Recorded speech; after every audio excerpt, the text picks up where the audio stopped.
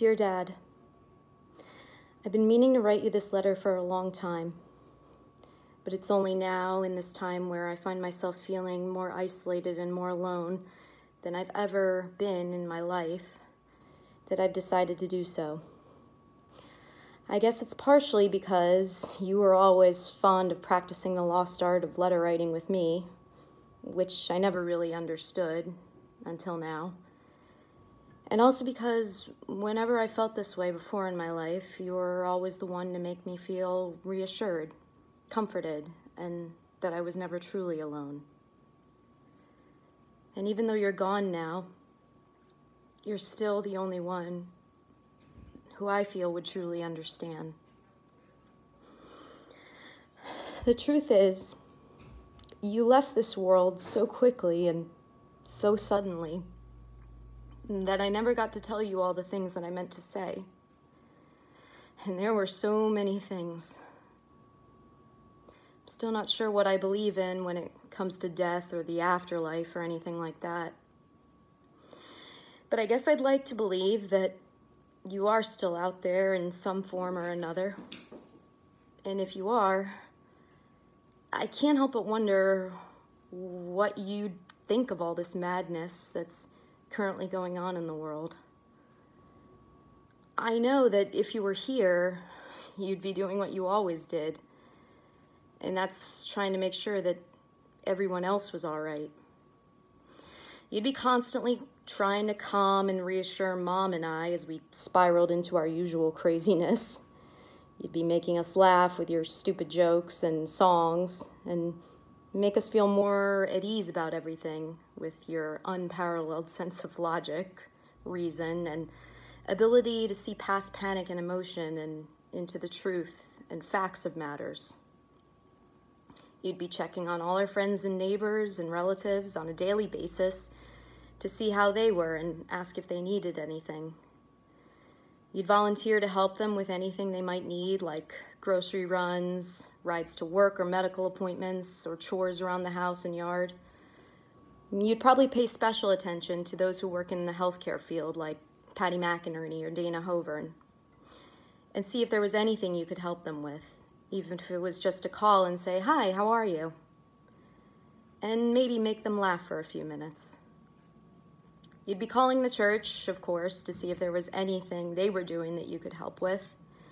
You'd be donating to all the same charities you always did, along with the new ones that have popped up in recent weeks due to all the new needs. And during the 1% of the time, if even that you weren't worried about everyone else but yourself, you'd be reading just as avidly and working out in the yard and garden, or going on hikes, just as you always did and loved. Now that I think about it, as a guy who would be perfectly content to live in a log cabin somewhere out in the remote wilderness like Grizzly Adams or Henry David Thoreau, needing nothing more than a few books and daily walks in the fresh air to be happy, you probably would be the least affected by all that's going down right now and the new world we currently live in. Hell, it might even be paradise for you. I also can't help but wonder if, in the year and 3 months since you've left us, you've seen just how much we've suffered without you. Did you see the hundreds of people who showed up at your funeral? And the hundreds more who came to our home and reached out to us in the days and weeks after you left, telling us all how much you touched their lives and how shocked and devastated they were to discover what had happened?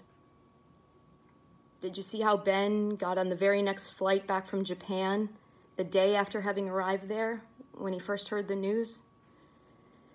Do you see all the times Mom's been crying?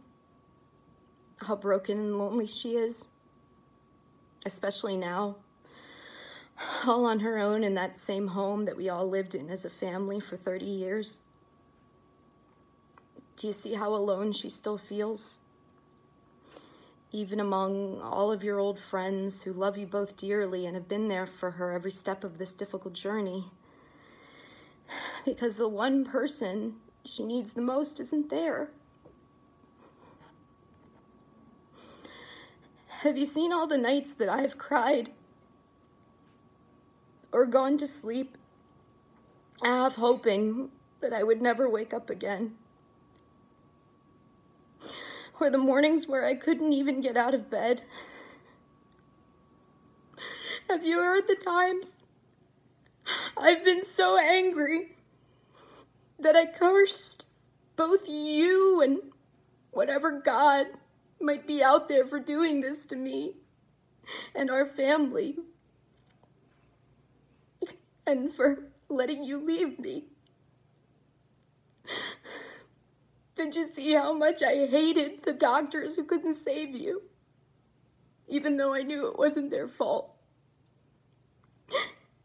And how much I even hated Mom and Ben for making the decision to let you go, even though I know that it was the right thing to do. Did you hear me remind you of all the times I'd cried as a little girl when I thought about how there would come a day when you wouldn't be there for me anymore? Did you hear me that night at the hospital when I clung to your side and begged you not to leave me?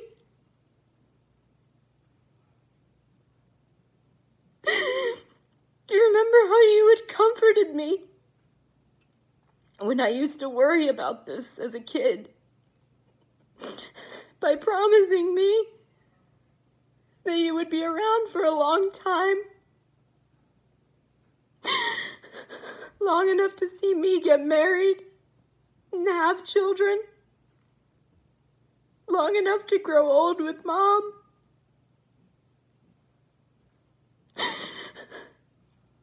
Did you try and fight at all to stay, despite what was happening to your body? Not even necessarily for yourself, but because you knew how much I and everyone else still needed you. Again, I'd like to believe that you're aware of all these things, but in a world that's often so bleak and dark and full of fear, sadness, and suffering and uncertainty like it is right now, it's really hard to believe in things like that. As distraught and angry as I still am that you left me so soon, I know that I also owe you so much for the short time that you were here. I know I was never an easy child to love. I know that from the very beginning, I was difficult, rebellious, unruly, selfish, hot-tempered, and caused you and Mom more than your fair share of worry over the years, more than you or any other parent deserved. I know that I did this all the way up through adulthood, and likely up until the very day that you left us. Hell, I'd even venture as far to say that I maybe contributed to your stroke with all the stunts that I pulled and all the stress that I caused you and Mom. But no matter what I did, no matter how much I screwed up, and no matter how much of a complete asshole I knew I was at times, you always made me feel so loved and special, even though I never saw it, and still don't. You always looked at me like I was the most amazing thing in the world. You always said, "Who loves you more than me?" And my answer was always the same. No one. And honestly, I know that's still true. And probably always will be. No one knew me like you did. No one understood me like you did. And no one could lift me out of my darkest and most desperate times the way you did. No one has ever made me feel as safe, as loved, or as inspired as you did. And I doubt anyone else ever will. I'm so sorry that I didn't appreciate you as much as I should have while you were here. I should have called more, texted more, visited more, told you I loved you more.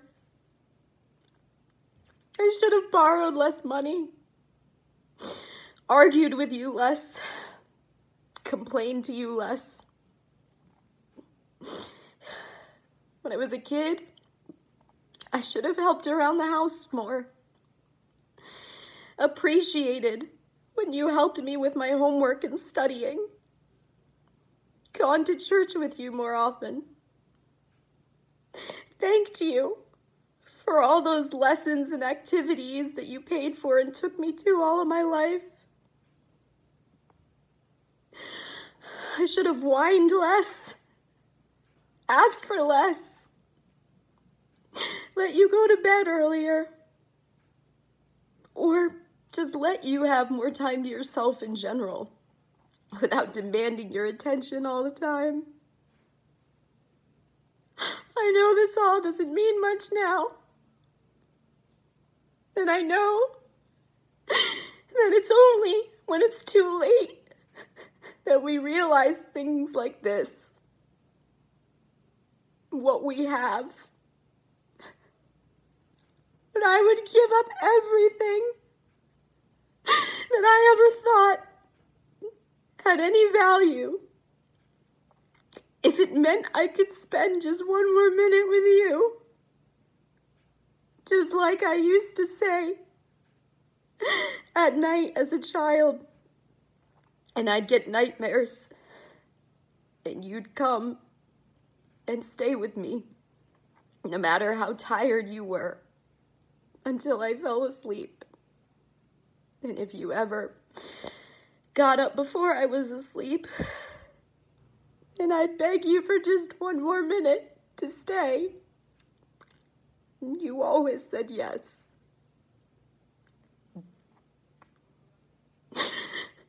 All those things that I always cried and complained to you about are nothing in comparison to the void you've left in my life. I know I didn't deserve you, but I'm beyond grateful that I had you for the time that I did.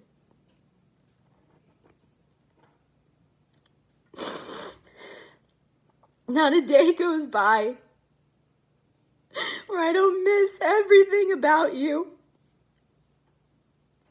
Your texts of funny comic strips, your handwritten letters, your care packages with Nana's cookies or Omaha steaks, your phone calls to talk about movies, history, books, or just life in general. Our late night conversations in your reading chair before bed.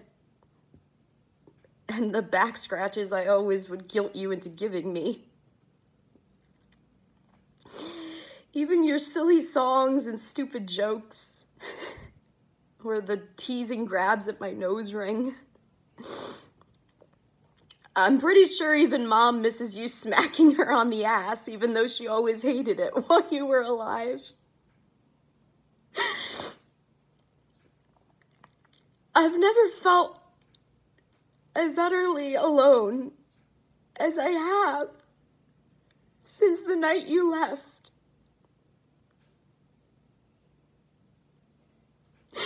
And in this crazy, uncertain time that we're all alone, I feel your absence more than ever. All my life, in times of crisis, I never truly believed everything would really be okay until I heard you say it. Which is why it makes it nearly impossible to believe now, since you're not here to say it. I know that if I could just hear your voice, tell me one more time that no matter how bleak things seem right now, and no matter how bad it all feels, things will be all right. I will be all right. We all will be all right. Then, and only then, maybe I would finally believe it. I think everyone else who was privileged enough to know you would be all the more reassured too. Because that's who you were, and that's what you did. You took care of people, other people,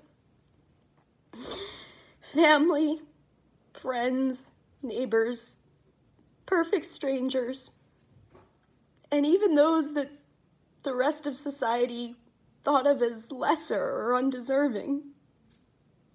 To you, they were all worthy of nothing but your utmost care, kindness, respect, generosity, and love.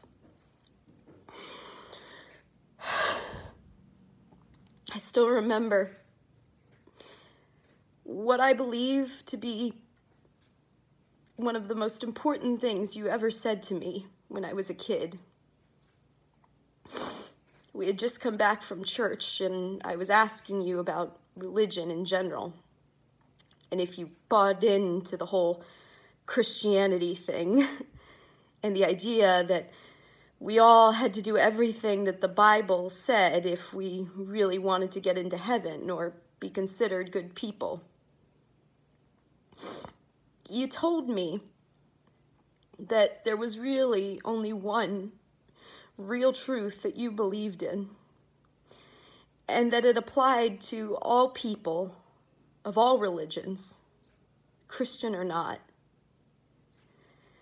And that was the idea of universal kindness, charity, and love towards your fellow man. That, you said, was the important thing, and the only real thing that mattered. That's one thing I do believe. And I hope that other people can realize it too, and remember it, especially in times like this. Because I'm pretty sure that only through that will we finally be able to get through all of this, and through all the other tribulations and trials that plague our world. I love you more than anything, and I miss you every single day. Love always, Nat.